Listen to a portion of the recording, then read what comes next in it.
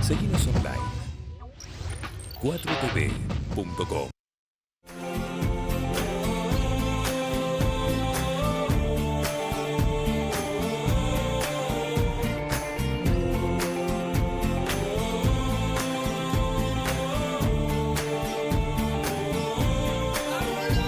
Brindemos por la vida, porque la vida nos lo da.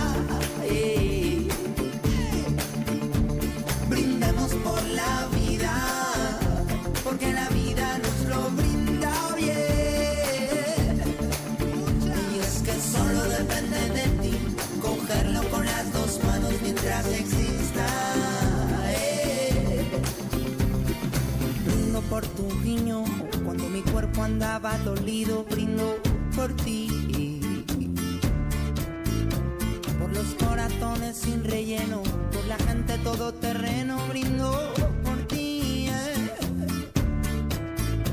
Por los que abrazan su pasado, pasaporte para... Continuamos en la mañana de No Te Lo Pierdas. Ya tenemos, o estamos en condición, junto a Luli, de presentarles a nuestro invitado del día. Es abogado, es psicólogo, sorprende a muchos, es el único que tiene esos dos cargos en la ciudad. Y ya le vamos a preguntar si logra combinar ambas profesiones. Exactamente, también está relacionado a la política y es precandidato, nada más y nada menos, a intendente de la ciudad de Río Cuarto. Le damos la bienvenida a Miguel Ángel Beso, muchísimas gracias por venir. ¿Cómo estás? Bueno, un gusto estar en el programa a esta hora y con esta dinámica tan linda que veo que tienen ustedes para el diálogo, para conversar. Bueno, vale destacar que reducimos bastante el currículum de Miguel a la hora de la presentación. Seguro que sí. Tiene otro tipo de trabajos también que vamos a ir conociendo seguramente a lo largo de esta entrevista. Por ahí lo que más impacta cuando uno habla de Miguel es la combinación de las dos profesiones. Por un lado abogado, por el otro psicólogo. Profesiones que por ahí incluso las personas la tienen como enfrentadas, como cosas totalmente disímiles.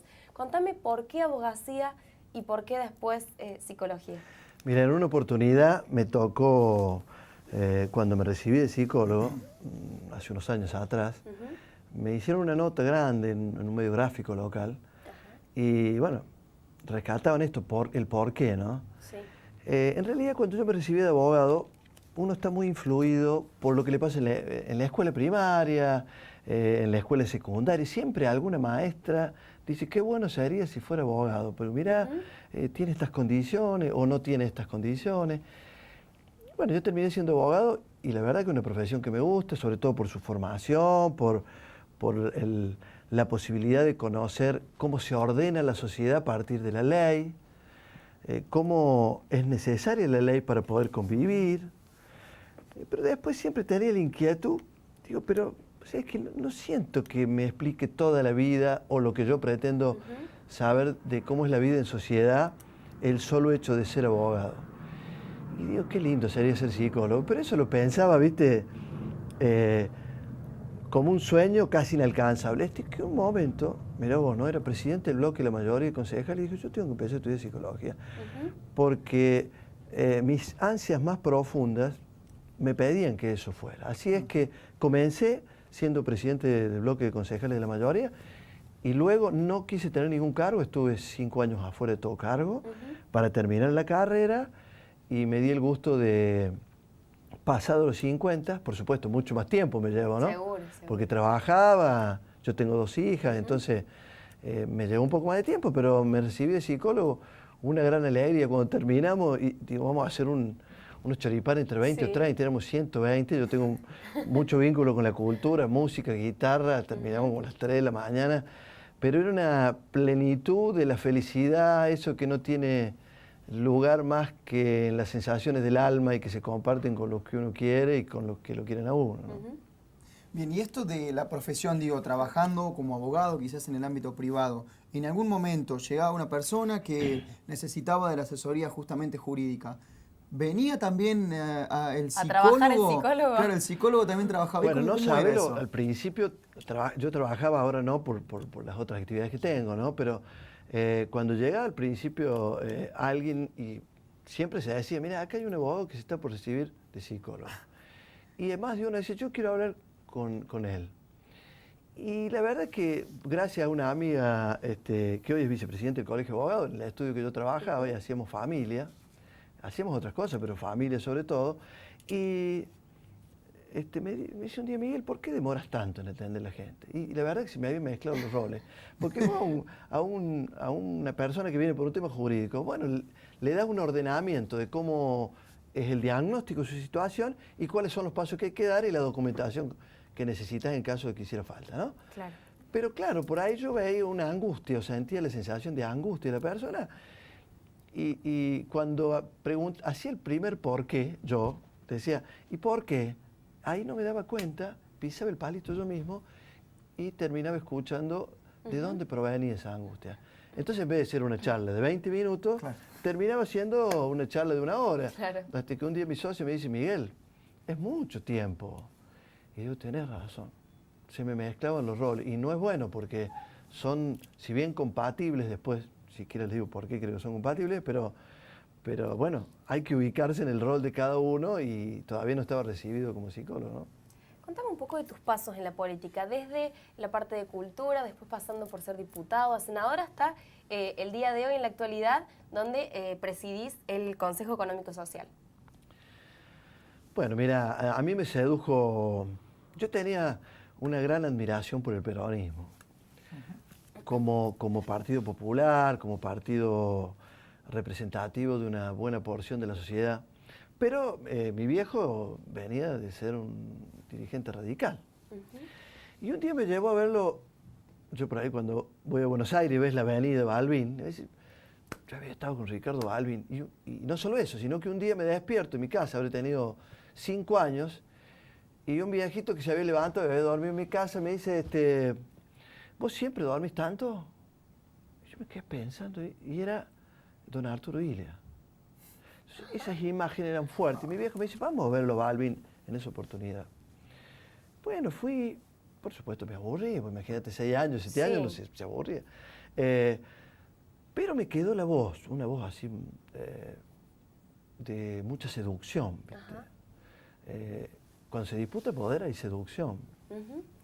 Y bueno, me volví a mi casa y me quedé pensando. Seguía con la idea de que el peronismo era muy representativo y no había ahondado en la historia de Alem o de Irigoyen o de Arturo Illia. Y Sabatini, incluso en Córdoba. Y llegó Raúl Alfonsín.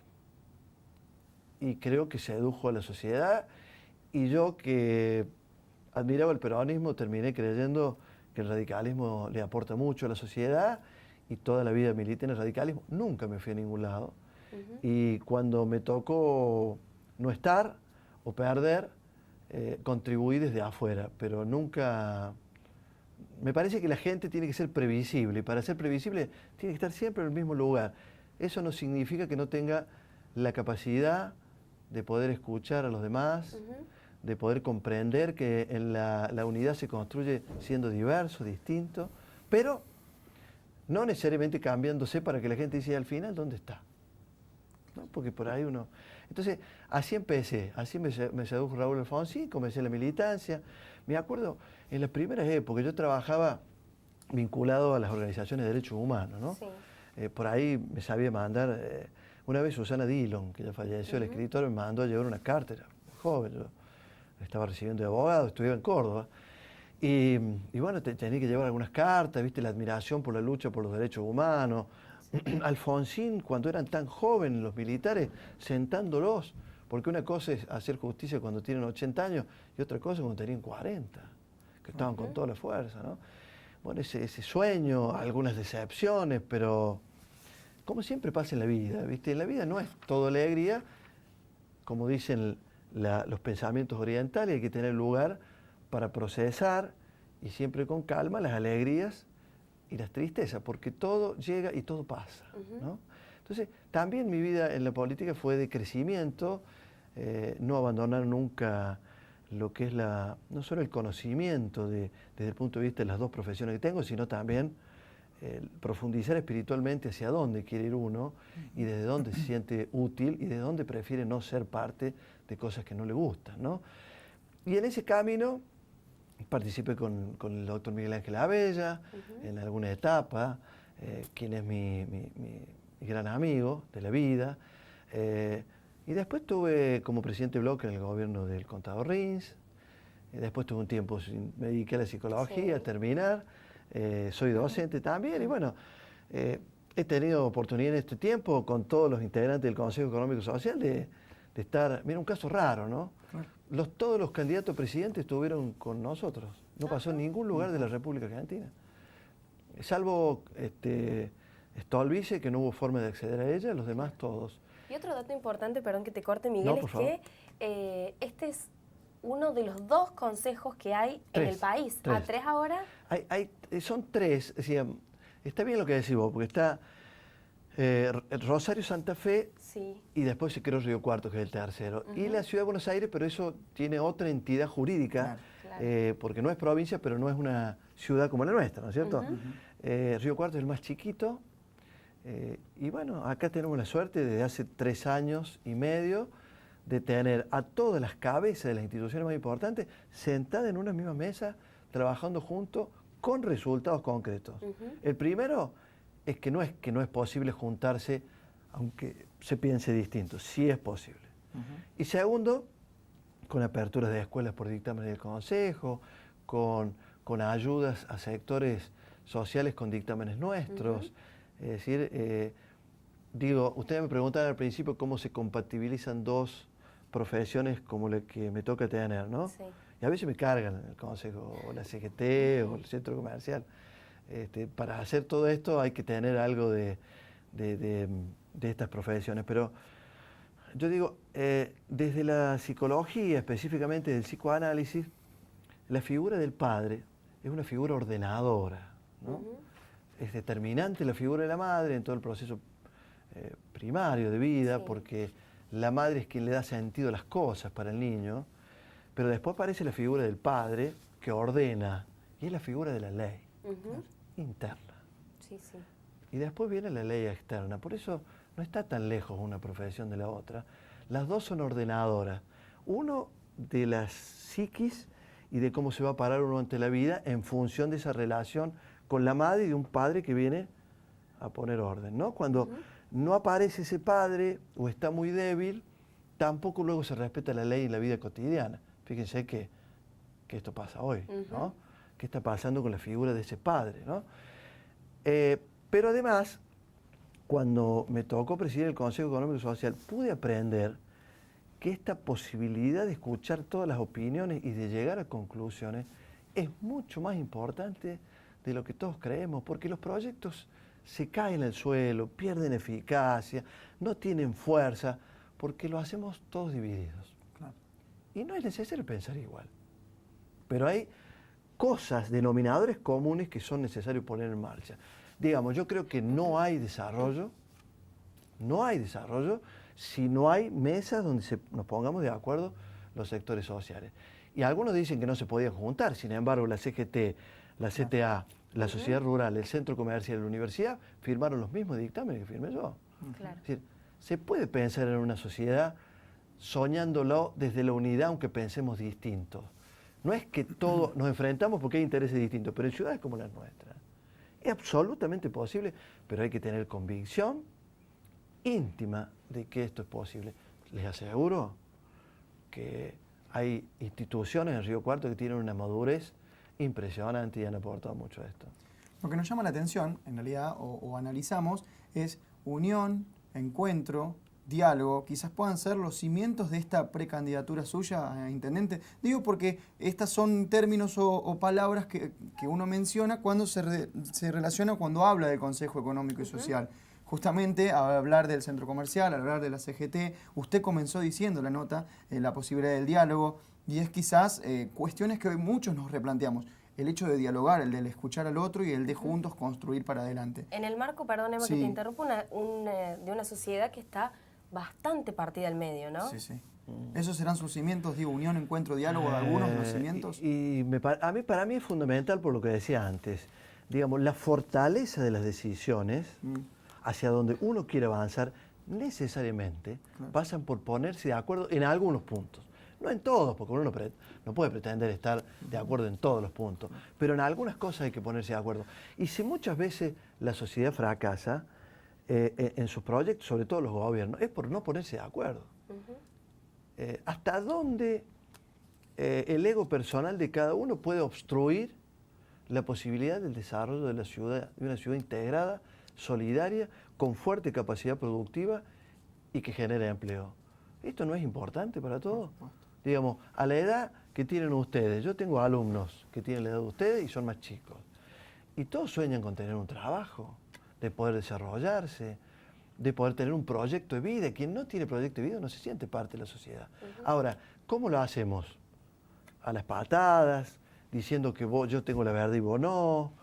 ¿Cuál es el puente que encontramos para tener fortaleza? Y yo no digo esto porque sea un utópico, aunque sí me gustan las utopías, porque sin utopía no hay sueños y no hay transformaciones. Yo siempre digo, la gestión no alcanza, hay que transformar. Pero porque no soy utópico y porque pude experimentar con todos estos dirigentes, incluso con las iglesias católicas y evangélicas, esta experiencia, es que digo que sí se puede hacer, que sí hay camino en Río Cuarto para recorrer y que no todo parte del enfrentamiento, como muy bien lo decía vos, porque el enfrentamiento debilita. Mira, vengo de hablar con uno de los jueces que va a estar el día jueves en un encuentro que hacemos, que no sé si habrá lugar para decirlo en algún momento del programa, pero y hablamos de lo mismo, la cantidad de conflictos que tiene la justicia, porque no hay procesos previos que busquen disminuir esos conflictos. Digamos, la sociedad no se desarrolla cuando hay mucho conflicto. Conflicto va a haber siempre, y es lógico que lo haya.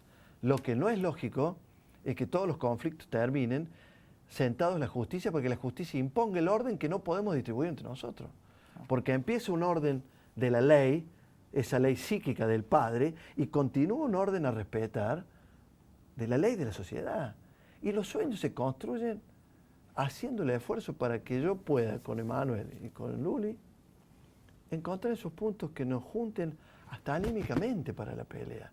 Pero la pelea es contra la indiferencia. Mira, la droga que más me preocupa hoy es la droga de la indiferencia. Cuando no hay compromiso, como dice el Papa, se deja mucho que se podría hacer. Y hay una frase que yo no me acuerdo en este momento de quién es, pero que me siento muy identificado. Es más, si abro mi teléfono, está ahí. Si no me preocupa lo que pueden hacer la gente que no busca el bien común, que está por encima del bien de cada uno de nosotros. Me preocupa aquellos que, siendo buenos, son indiferentes al compromiso. Y creo que, bueno, me parece que este programa tiene que ver con parte de ese compromiso profesional, porque el compromiso está en dar clases, está en un buen programa que encaran ustedes, está en la gestualidad de cuando uno llega. Se ha perdido la sensibilidad de la palabra y del humano, y eso construye sueños desde el acuerdo. Es re fácil ponerse de acuerdo con lo que pensamos igual. Eso no es ninguna noticia. El esfuerzo es el otro. ¿Cuál es su principal motivación o motor a la hora de lanzar esta precandidatura? Esencialmente poner todo lo que aprendí en mi vida, toda la formación que tengo universitaria, toda mi experiencia con los alumnos, toda mi experiencia política, desde que trabajaba por los derechos humanos hasta el Consejo Económico Social, el haber presidido las dos comisiones de educación en las dos cámaras, senadores y diputados. Todo esto que aprendí lo quiero para la ciudad en que yo nací. Pero no porque haya liderazgos fuertes, los liderazgos hoy son compartidos. Y la primera actitud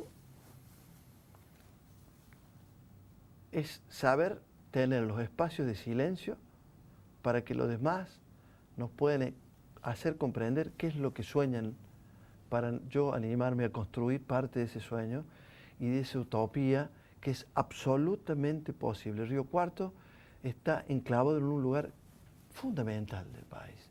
Tiene una potencialidad en las universidades increíble. Nosotros en el Consejo tenemos diálogos permanentes, pero lo que tenemos que hacer es ponernos de acuerdo en una base central y poner en marcha un proceso fundamental que no nos enfrente y no nos haga creer que quien tenga más dinero va a ser el candidato, sino quien tenga mejor capacidad para percibir desde la sensibilidad de la palabra los sueños que tiene la gente y que comparte un riocuartense como yo o uno que ha venido como vos, Emanuel, que venís de otro lado, pero te sentís parte de esta ciudad. Hemos hablado con el abogado, hemos hablado con el psicólogo, Con el también lo hemos hecho con el docente, sí. con el político, pero ahora queremos hablar con Miguel, así, a secas. A solas. Sin apellido. Miguel, tenemos un ping-pong de preguntas y respuestas que hacemos generalmente a nuestros invitados para conocer lo que decíamos recién, un poco más la persona, despojado un poco de toda su impronta como es, por ejemplo, la política en este caso. ¿Qué te parece si empezamos sin repetir y sin soplar? Sin repetir y sin soplar. Perfecto. ¿Cómo te decían cuando eras chico? Mi papá y mi mamá, Miguel Ángel. Miguel Ángel es mi nombre. Pero fui creciendo y a corto plazo empezó Miguel y hoy me dicen mucho Miguelito en los barrios, ¿no? ¿Cuál era el juguete que más querías? Y el fútbol, yo jugué al fútbol. Jugué en Ferrocarril Oeste, tuve a prueba en River, en Ferro, cuando Ferro era como Lanús, hoy es un equipo fuerte. Bien. Tuve experiencias futbolísticas muy... Mirá, hoy hablar del Pato Fillo es una antigüedad, pero a mí me rompió este dedo en los entrenamientos cuando estaba en River, por contar una anécdota. ¿Te acuerdas cuál era tu comida favorita de la infancia? Sí, la milanesa con papa frita y mi mamá. Clásico. Espectacular. Un clásico. Y lo más lindo que ahora como muy poca carne. Ajá, mira. Pero te digo, por ahí las miro y me muero. 3 momentos inolvidables de tu vida. Ay, qué difícil. 2, el nacimiento de mi lucha contra el Edipo, mis 2 hijas. Ujú. Claro.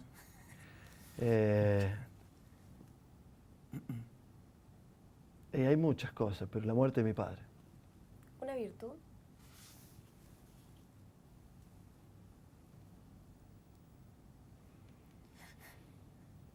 Difícil hablar de la virtud.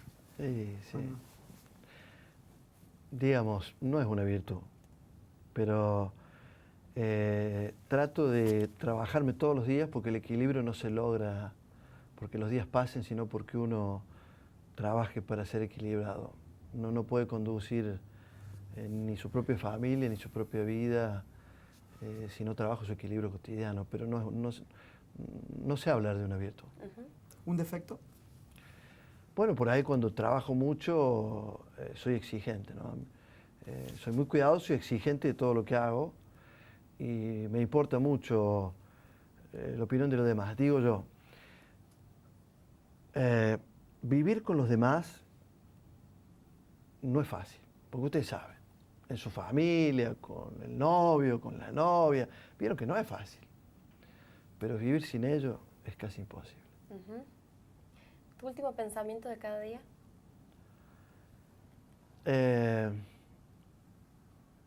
Tengo que trabajar por mi equilibrio emocional,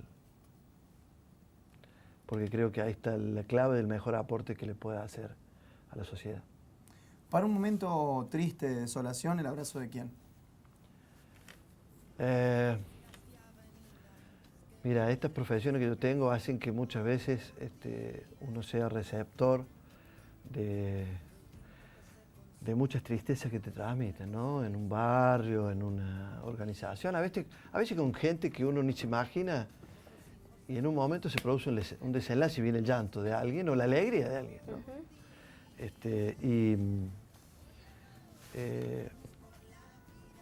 Vos me decías, y ahí me perdí. perdón. Para un momento de desolación, ¿el abrazo de quién? Y ahí, cuando me toca a mí la tristeza, soy muy de cargarme las cosas solo, porque me parece que no debo preocupar al otro, y es un error. Yo lo sé conscientemente, pero inconscientemente, ¿cómo le voy a cargar a mi hija? Y cuando viene una de mis hijas y me abraza, Ahí está. Todo es un claro. abrazo total, es un abrazo, digamos, cuando uno viene del dolor, nunca regresa a la vida igual. Viene con una experiencia tan distinta que te diría que empieza a ser distinto. ¿Un sueño? Sueños, uno solo. Que mi vieja termine bien sus días, que hoy esté postrada en una cama y la tengo en mi casa. Que mis hijas se desarrollen y puedan tener su proyecto, porque todo es familia. Que mi familia, no me salí de la pregunta, y que mi familia grande de Río Cuarto tenga el mejor futuro que pueda soñar alguien que tomó esta ciudad, yo que nací, o los que no nacieron la tomaron como propia. Atención ya, para esta hora, creo que va a ser una buena pregunta. ¿Una comida Ah, y ahora le doy mucho a las verduras. Fruta y verduras, sí. Bien. Fruta y verduras, vengo de ser un Saludable. deportista, de jugar al fútbol en un cierto nivel, de haber hecho judo, hice muchos años judo, yoga, más de 20 años de yoga. No lo estoy haciendo ahora, muy mal de mi parte. Porque hay que hacer yoga, hay que hacer natación, hay que cuidarse. Contribuye mucho al equilibrio emocional. ¿Mate, té o café? Té. Aunque me tomo unos mates bárbaros, qué sé yo, el viernes estuve visitando a Alberti y a algunos amigos, estuve con algunos pastores evangélicos y bueno, había un mate y unos criollos. Los criollos le dicen en Córdoba. Claro. Acá en Río Cuarto estaba la historia de la rasqueta, que ahora ha quedado sintetizado, pero ¿cómo lo evitas a eso? Seguro. ¿Un paisaje? Es un paisaje, la alegría. Una... La alegría es un paisaje. Es el sueño que nunca tenemos que perder. Asumiendo que las tristezas forman parte de esta vida y como me dijo un viejo psicólogo experimentado de Córdoba, un día pasando una... A mí se me puso la piel de gallina. Un día pasando un hombre muy viejito apenas caminando y al lado iba una mujer teniéndolo. Y caminaba al ritmo de él. Y cuando pasó al lado nuestro, me dice el psicólogo, este amigo mío, me dice, ¿viste? Mira el valor de la familia, la hija llevando la muerte de la mano de su padre. Tremendo. Porque nosotros tenemos mistificada la muerte como algo feo. No, es parte del proceso. Yo amo la vida y trabajo por la vida. Pero no tenemos que tener miedo de hablar de estas cosas, ¿no? Mira qué fuerza, ¿no? Que la hija lleve del brazo al padre. Yo no quiero imaginar cómo es tu papá, porque si supiera algo de tu papá sabría mucho más de vos. Pero decime si es una cosa preciosa. Así es. ¿Una pasión? Lo que uno no hace convencido. Llegar al poder no tiene sentido si uno no tiene una visión ética de para qué lo quiere. Llegar por llegar no tiene sentido. Uno se dedica a la profesión, vive tranquilo, viaja, está con las hijas. Hay un filósofo, Spinoza, no sé si ustedes lo han visto en la universidad, pero digamos, es el filósofo, lo tenemos a Kant que hablaba del deber ser, y Spinoza habla del poder ser. Entonces, él hablaba también de la pasión las pasiones que dan alegría. Y las pasiones que dan alegría son aquellas pasiones que nunca nos permiten resignarnos, que siempre es posible algo mejor, que la lucha por la vida es la lucha por el otro, porque el otro cuando vos le prestaste el oído, le diste el abrazo y le estiraste la mano solidaria, 90% que te ayuda a construir el mundo que vos soñás. O sea, la pasión por las alegrías que decía Spinoza, ¿no? Por las cosas que te dan la posibilidad de vivir mejor. Esa es la verdadera pasión. Y la otra es la pasión de las cosas tristes, la de la resignación. Esta sensación, dicen, una de las enfermedades que más se mueve en el mundo es la depresión. Y la depresión tiene que ver con la soledad.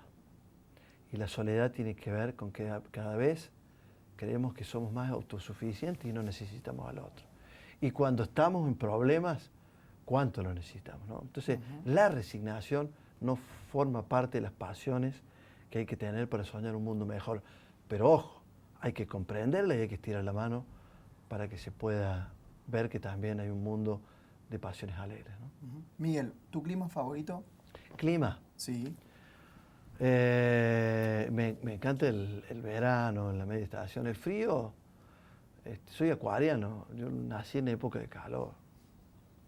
El frío me complica, pero bueno, uno se va adaptando, tampoco hace tanto frío, ¿viste? Está raro. Fíjate que los cambios climáticos son absolutamente previsibles. Los informes de la universidad y del Consejo Económico y Social dicen que ahora la regla va a ser el cambio climático, todo el tiempo. Nada que ver con para los que les gusta ir a Venezuela, donde es una experiencia hermosa, con Venezuela, que siempre tiene 24, 26 grados y las playas a la vuelta de la casa, ¿no? Claro. Bueno, nosotros tenemos un río también. ¿Las sierras o el mar? Mira, yo elijo la sierra, pero me gusta el mar. Me gusta el mar, me gusta el mar. mi vínculo con la cultura hace que tenga amigos músicos trabajando en Chile, en España. A mí me gusta la sierra, me siento como en mi casa, en cualquier punto de Córdoba que me encuentre y no puedo evitar. Si hablas en otro lugar, antes le decíamos la X, ¿viste? El cordobés tenía la X, hoy cambiaron las patentes, pero no podemos evitar que se note la tonada que tenemos, ¿no? Me gusta mucho la sierra. ¿Sí? Bueno, y para cerrar este ping pong, para terminar de conocer la otra parte de Miguel luego de la profesión y demás, quisiéramos saber cómo te ves dentro de 10 años, y no es una pregunta que tiene que ver justamente con la edad, sino con toda la cuestión personal.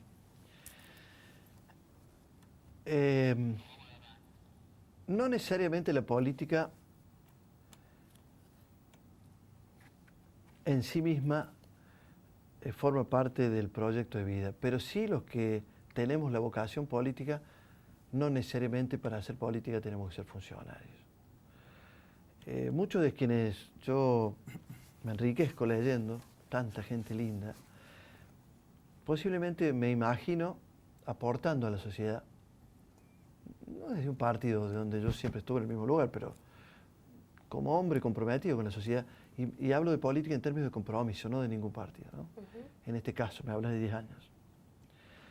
Me veo desde ahí siempre aportando, me veo con ganas de escribir libros que quiero hacer, me veo con ganas de soñar con una vida mejor para tener solidaridad con las generaciones que vienen. Esto de la tarjeta de crédito es cómodo, pero en la medida en que nos hagamos cargo nosotros de la tarjeta de crédito. Dicho en términos de vida, yo soy titular de Derecho Ambiental en la carrera de abogacía. Cuidemos el ambiente, diseñémoslo, pensémoslo mejor.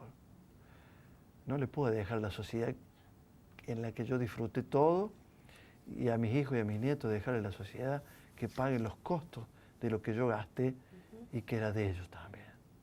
¿Eh? Entonces digo, dentro de 10 años me veo cuidando estas cosas y cuidando contribuir con la alegría y comprendiendo las tristezas mías y de los demás. Tengo que ser flexible en comprenderme para tener flexibilidad para comprender a los demás. Estamos llenos de defectos, pero tener registro de que estamos llenos de defectos es un signo de salud. Muchísimas gracias por haber venido, Miguel. La verdad ha sido un placer enorme.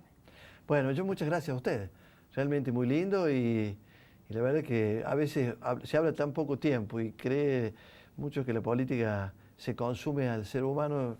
No, el ser humano es quien parte desde esa sensación de vulnerabilidad y de fortaleza a la vez para poder hacer política. Mi hija siempre me dice, papá, te toca comer con nosotros. ¿Viste? Y la verdad es que me obligan a sentir y siento con mucho placer eso de ser el padre de mis 2 hijas, el cuidar a mi vieja en mi casa y poder compartir un programa con ustedes que le da tanta alegría y tanta sensibilidad a este mundo nuevo que tenemos que construir. Gracias a usted. Muchas gracias. Y Luli, nosotros hemos llegado al Así final, es. hemos cumplido un nuevo No Te Lo Pierdas, aquí ya en la etapa final de este 2015. No queda nada para que termine el año y este programa ya terminó, pero sigue mañana, sigue como todos los días. A partir de las 10 de la mañana te queremos encontrar del otro lado, así que no te lo pierdas. No te lo pierdas, Luli, y no te lo pierdas vos del otro lado. Gracias.